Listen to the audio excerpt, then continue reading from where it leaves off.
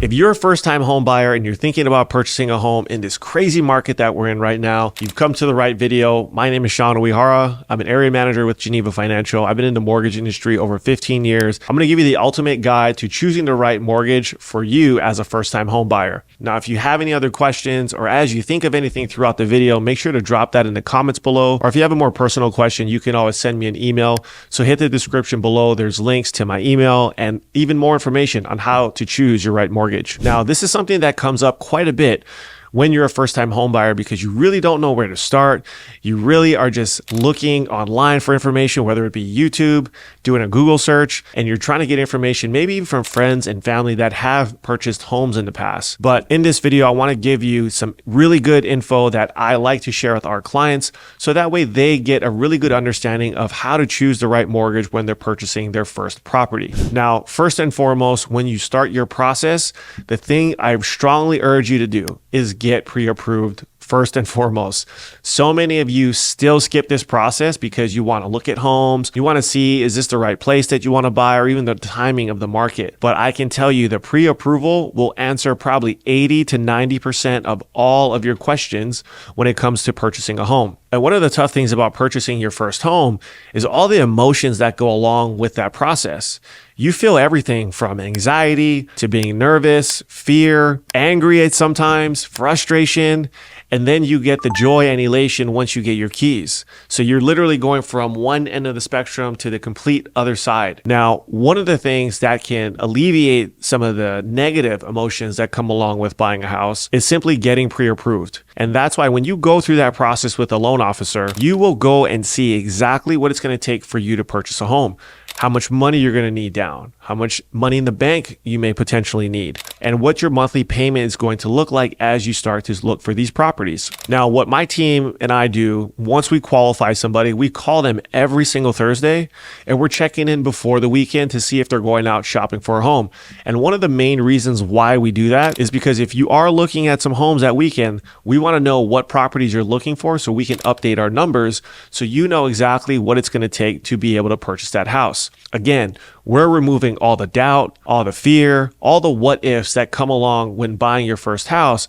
We take away that. And now when you shop, you clearly know what you're getting into and you can really focus on the house search itself. That's the fun part about the entire house purchasing experience. Working with the lender, everybody hates that. And I get it because we're going through your credit. We're looking at your finances. We're looking at all of your most private information that you probably don't share with your friends and family. So I get it. It's a sensitive subject. But as a lender, I want to make sure that you feel as comfortable as possible so that way you can truly enjoy the house purchasing process. So first and foremost, get pre-approved. That's going to set you up for success for the rest of the journey. Now, how do you choose the right product? This is something that heavily lies on the loan officer that you work with. What a loan officer should be doing as they go through your pre-approval is really finding out everything about your financial goals. How long do you plan to stay in the home? Are you planning to get married anytime soon? Do you have kids that are potentially going to be born in the horizon? Any big financial changes to your overall budget and situation, we need to know that information, or we would love to know that information simply because that can help address how we want to structure your loan so that way you can get the best mortgage possible to get you into your house. Now, a lot of mistakes that people will make when they go through this process is they will shop with a lender and all they care about is getting the lowest interest rate. Yes, I understand you want a good rate and everybody wants a good deal on a property, but you really have to be able to define for yourself what is the most important thing that you are looking for throughout your home mortgage. Now, you might say everything is important. Well, you can't get everything. It doesn't work that way because if you're looking for service and you're looking for knowledge and expertise, you're probably not going to work with someone who's going to be the absolute cheapest lender out there. Now, if all you care about is the cheapest cost, you're going to sacrifice service. You're going to sacrifice the knowledge and the expertise of the loan officer that you're working with because in our industry, the folks that have the knowledge, the folks that have experience, they're not going to be the cheapest. And I know that because I have a lot of friends at a lot of other companies out here in the mortgage world. That's the business model that we all have, because the folks that are the cheapest, they don't know all the things that we know that we can educate you on, or the pitfalls that we can help you avoid. I hear it time and time again. Clients will come to us, they'll say, Sean, your rate's too high, I'm gonna go somewhere else. They go elsewhere trying to get their financing done.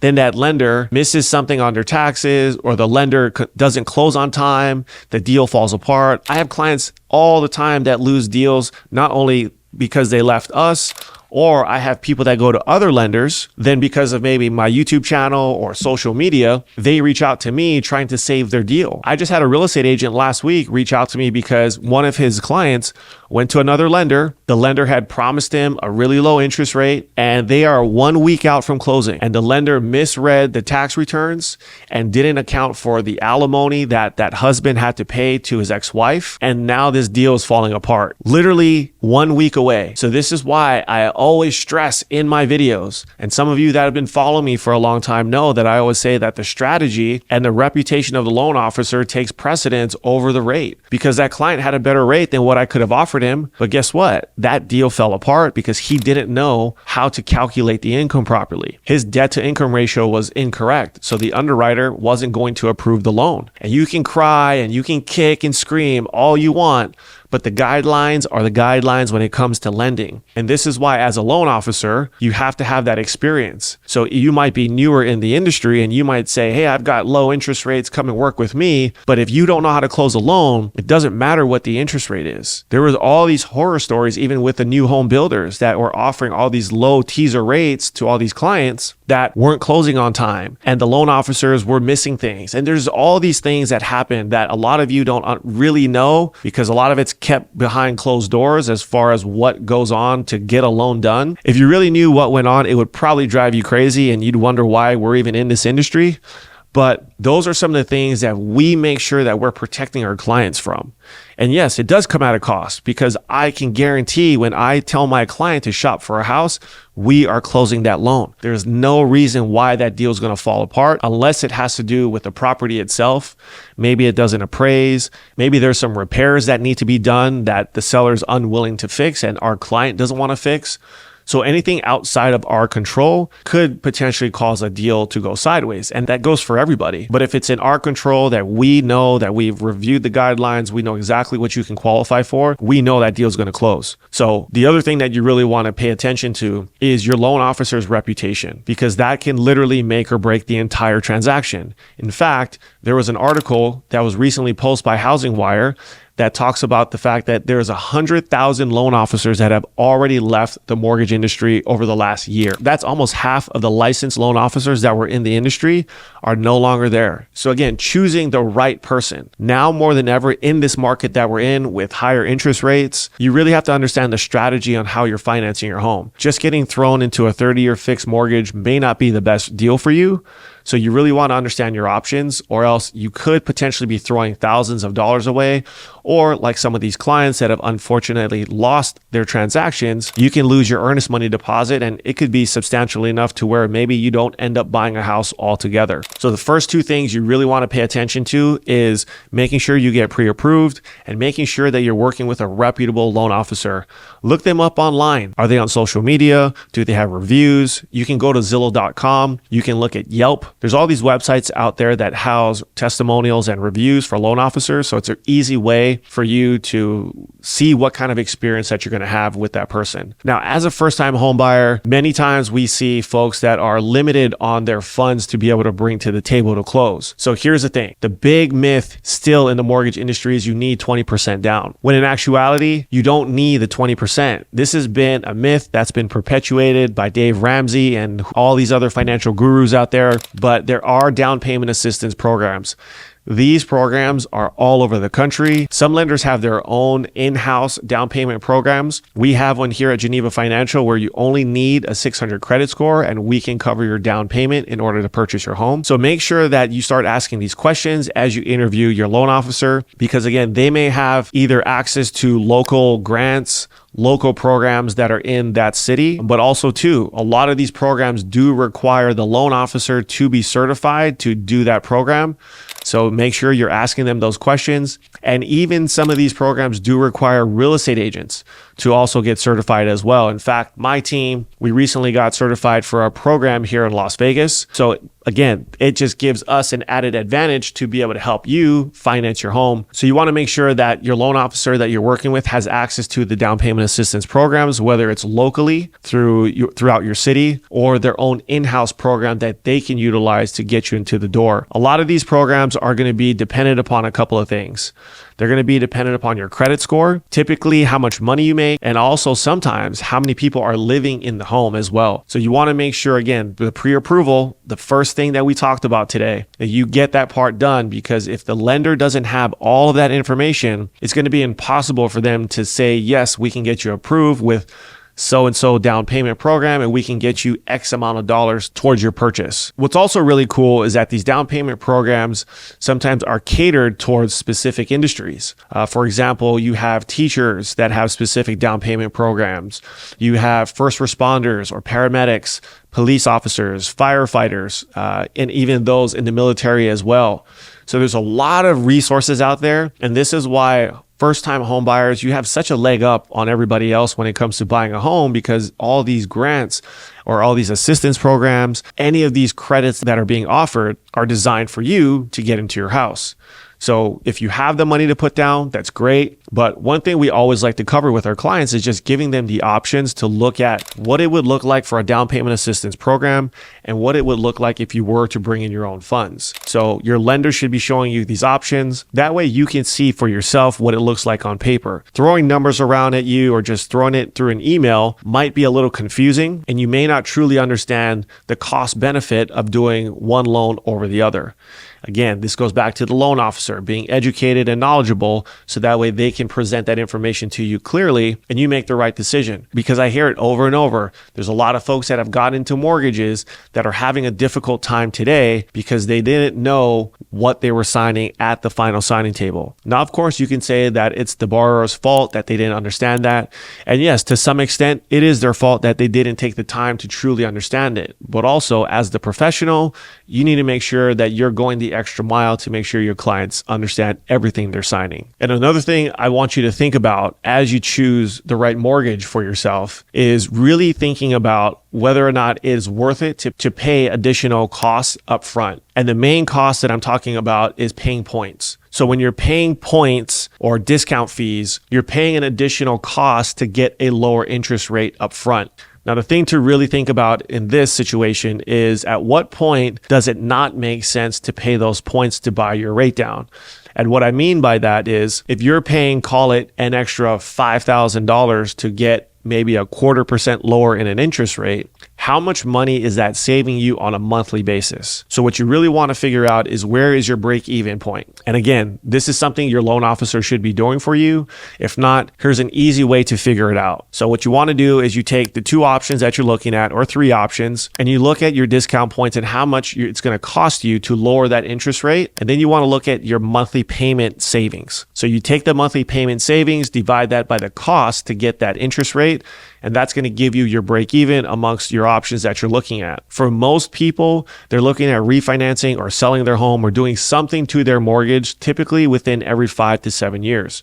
Now, that number can move shorter, it can move higher, but I think where interest rates are today, the minute interest rates come down in the future, whenever that is, everybody is going to look at refinancing. So you just have to ask yourself, how long do I plan to stay in the home? Is it worth it for me to spend the extra $2,000, $5,000, $10,000 to get a lower interest rate? And how much money is that truly saving you? Because if it's not going to save you a ton of money, I would tell you take the higher interest rate, save that money. Maybe you can invest it. Maybe you can use that money towards renovating your home, even your relocation itself. So that way you're not putting all this extra money on credit cards, because look at where credit card interest rates are today. They're almost 30%. So if you have the cash to do it, I would say protect the cash as much as you can, because interest rates will come down at one point. We don't know when that point is going to be, but we do know it will come down at some point. So that's a really important thing you really want to look at, so you're not spending thousands of dollars for no reason. Another thing I want to point out is is that if you're a veteran or active military and you qualify for a VA loan, this is one of the best loans that you can utilize to purchase a home.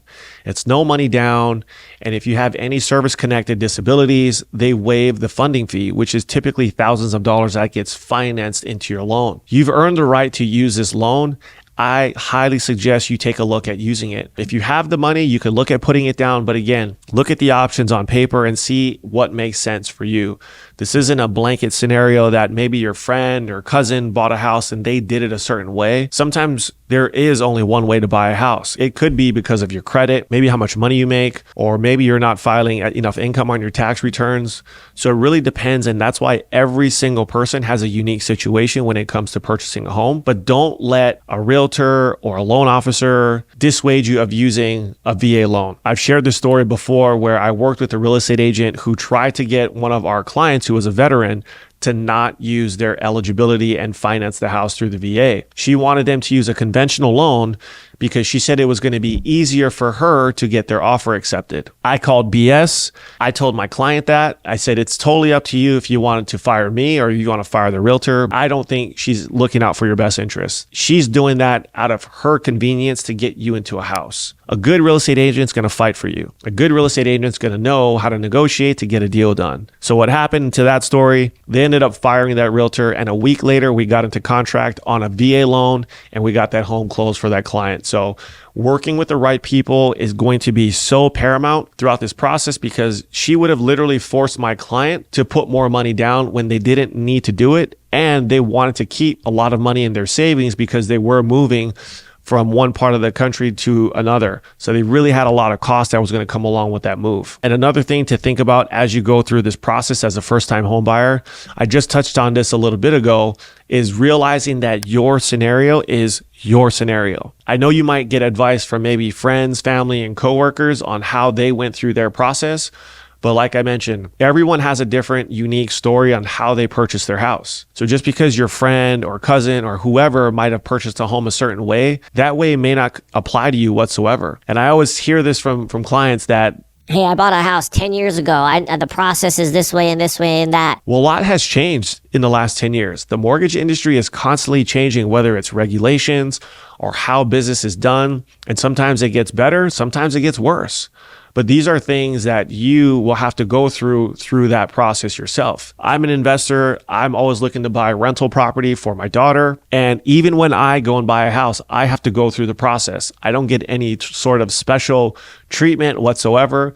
Just like you have to get qualified, I get qualified as well. So just make sure that when you go through that process, yes, getting advice from everybody is fine, but you still have to be able to differentiate what they're telling you and even what your loan officer is saying. And one thing I would strongly recommend is just being honest and upfront with your lender. Communicate with them. Let them know that, hey, my cousin told me this. Is this right? Or, hey, my coworker said this is something that could potentially come up, and have those conversations. It's not about seeing if your loan officer is going to rip you off or anything else.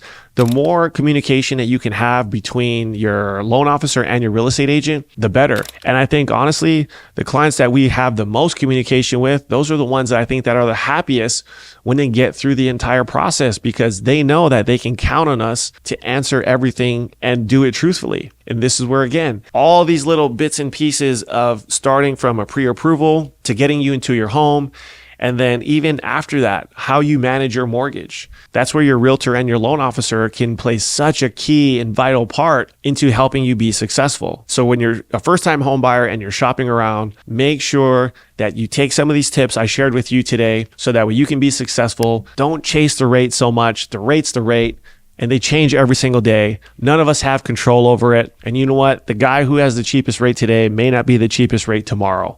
So look for the advice, look for some strategy, have someone who's going to have your back. This is the biggest purchase you're going to make. Thanks for watching. Share this video with one of your first-time homebuyer friends, and I'll see you on the next video.